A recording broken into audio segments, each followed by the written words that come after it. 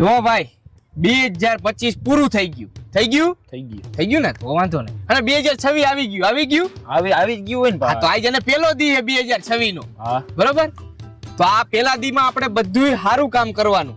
એટલે જે આપણે સારા કામ કરશું ને એ આખા 2026 માં સારા જ કામ કરતા રહી. બરોબર, ઈ વાત તારી 100% ની ભાઈ.